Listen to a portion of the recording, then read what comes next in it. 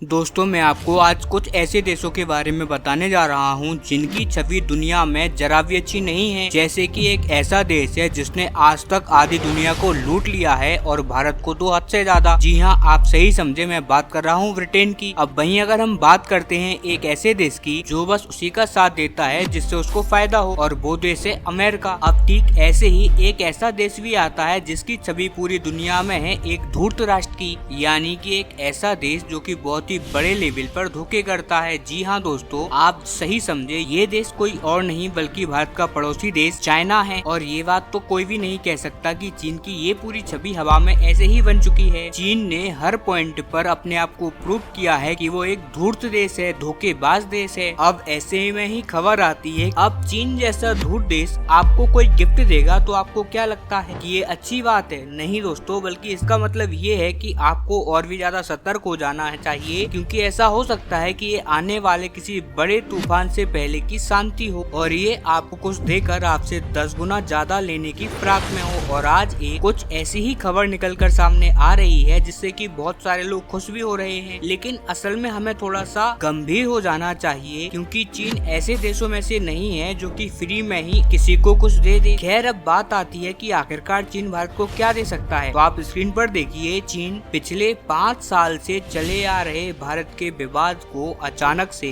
खत्म करने के लिए रेडी हो गया है। जी हाँ, चीन ने भारत के डेप्सोम और डेपचोंग इलाके से अपनी सेना को हटाने का ऐलान कर दिया है। और ऐसा नहीं है कि सिर्फ ऐलान किया है, उसने ये काम स्टार्ट भी कर दिया है अपनी सेना को हटाने का। और भारत ने भी ऐलान कर दिया है कि चीनी कमांडरों के साथ हमारी बातचीत हो गई है, उन्होंने हमारी सारी शर्तें मान ली हैं और वो अपने अब सभी सैनिकों को पीछे हटा रहा है, जहाँ वो आज से पहले यानी कि 2020 के दौरान आगे बढ़ाए थे। और नो डाउट ये बहुत ही बड़ी जीत है भारत के लिए, लेकिन उससे भी ज्यादा ये एक हैरान कर देने वाली खबर है, क्योंकि चीन ने भारत की वो शर्तें मान ली जिन पर वो पिछले 5 सालों से अड़ा हुआ था। अब वो शर्तें क्या थी? तो वो शर्तें थी पेट्रोलिंग की। भारत ने कहा था कि 2020 से पहले हमारे सैनिक जिन इलाकों में पेट्रोलिंग करते थे, हम लोग दोबारा से वहीं तक पेट्रोलिंग करेंगे। लेकिन चीन पिछले 5 सालों से इन शर्तों को मानने के लिए जरा भी रेडी नहीं था, लेकिन अब अचानक से चीन इन शर्तों को मान गया है। और बस यहीं पर सभी लोगों का माथा ठनक चुका है, क्योंकि चीन इतना जिद्दी देश है कि वो इतनी आसानी से कुछ भी नहीं देता, मगर आसानी से आज वो अपनी सेना हटा रहा है भारतीय बॉर्डर से। इसके अलावा भारत को वो पेट्रोलिंग भी करने दे रहा है। अब इसका मतलब कि कुछ न कुछ तो चीन भारत से लेना चाहता है। एंड आई एम श्योर, अगर आपका भी सोचना यही है तो आप एकदम सही सोच रहे हैं और आप चीन को बहुत अच्छी तरीके से समझते हैं। दरअसल आप लोगों को पता ही होगा कि अब हाल ही में ब्रिक्स समिट होने वाला है, और ये ब्रिक्स समिट होगा रूस के शहर कजान में। इस समिट का सफल होना बहुत ही ज्यादा इम्पोर्टेंट है, और ये समिट सफल भी तभी होगा जब शी जिनपिंग और पीएम मोदी की बैठक होगी, क्योंकि अगर ऐसा नहीं होता है तो पश्चिमी देश इसको ऐसे प्रचारित करेंगे जैसे कि ये संगठन तो ऐसा ही है, ये जरा भी एकजुट नहीं है। इस संगठन के नेता आपस में बातचीत ही नहीं करते, उनके आपस में बनती ही नहीं है,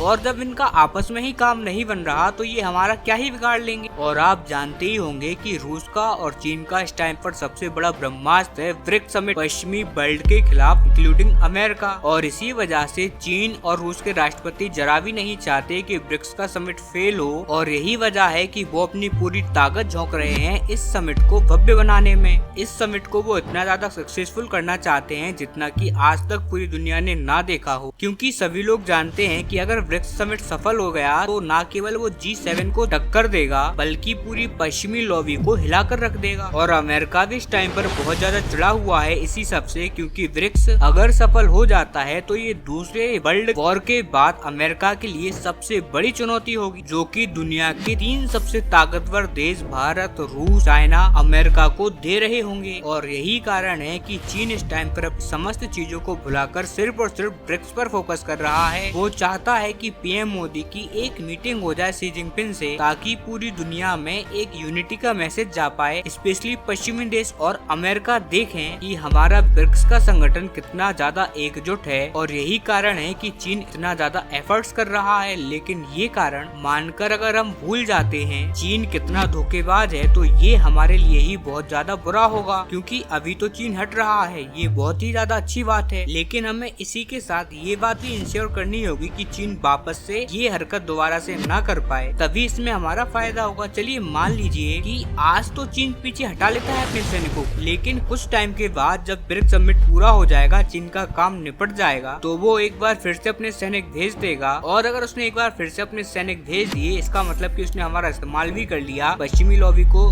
एक संदेश भी दे दिया और हमारे ऊपर फिर से दबाव बना दिया बॉर्डर के ऊपर। और हमें इस चीज को जरूर से जरूर काउंटर करना होगा। लेकिन फिलहाल की कंडीशन में भारत के लिए बहुत अच्छी बात है कि पिछले 5 साल से चला आ रहा ये विवाद काफी हद तक सॉल्व होने वाला है। हालांकि इस पूरी बात पर आपका क्या मानना है, कमेंट सेक्शन में हमें कमेंट कर अपनी राय जरूर दें। साथ ही इस चैनल को सब्सक्राइब करना ना